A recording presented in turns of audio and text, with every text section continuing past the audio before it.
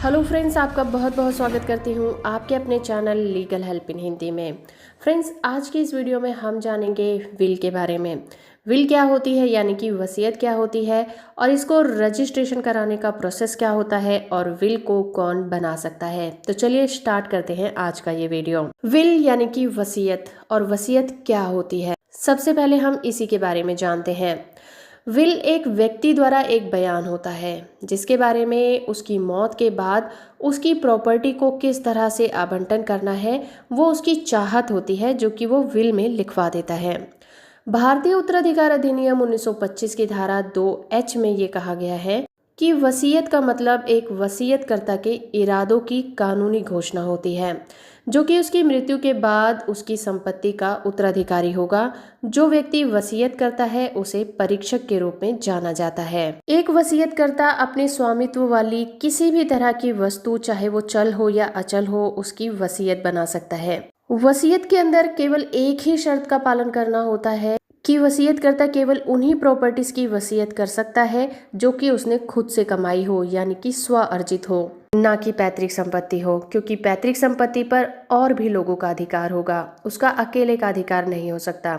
इसलिए वसीयतकर्ता सिर्फ उन्हीं वस्तुओं का वसीयत कर सकता है जो उसने खुद से कमाई हो। क्योंकि जब पैतृक संपत्ति की बात आती है तो व्यक्ति पर उत्तराधिकार कानून के तहत कानून और नियम लागू हो जाते हैं। फॉर एग्जाम्पल हिंदू उत्तराधिकार अधिनियम। तो चलिए अब ये जानते हैं कि विल को कौन बना सकता है। भारतीय उत्तराधिकार अधिनियम की धारा 59 ये परिभाषित करती है कि कौन भारत में वसीयत को बना सकता है।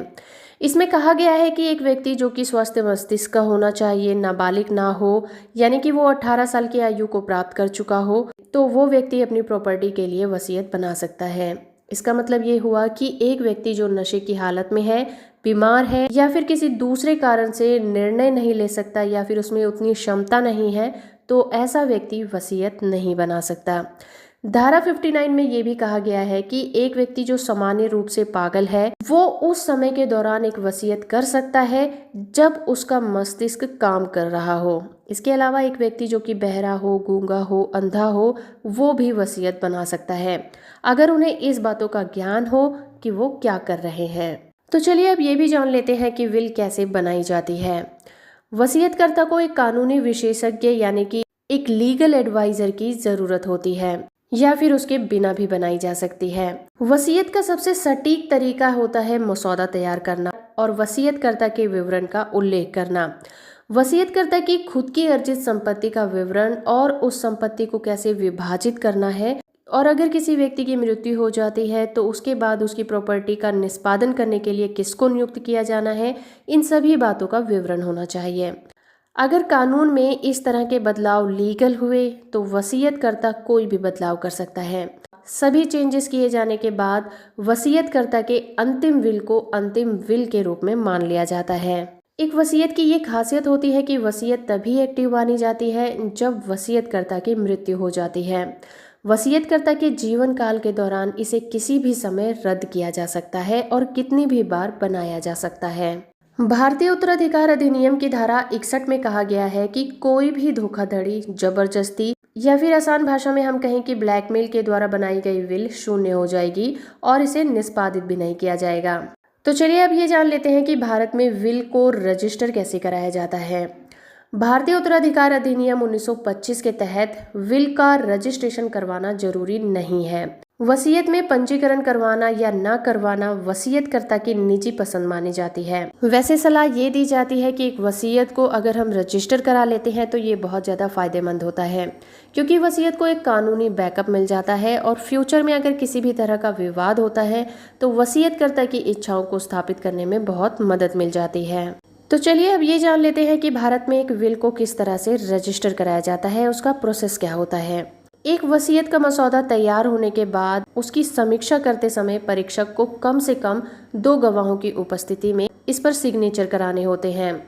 गवाह सिग्नेचर को भी प्रमाणित करते हैं और ये भी प्रमाणित करते हैं कि उन्हीं की उपस्थिति में इस विल पर सिग्नेचर हुए हैं। एक बार जब विल ठीक से तैयार हो जाती है तो सब रजिस्ट्रार के पास इसे प्रस्तुत किया जाता है, जिसके पास उस क्षेत्र का क्षेत्राधिकार होता है। यहाँ पर पंजीकरण शुल्क के साथ परीक्षक रहता है। रजिस्ट्रार विल का मूल्यांकन करता है और रजिस्ट्री कॉपी में दर्ज कर लेता है।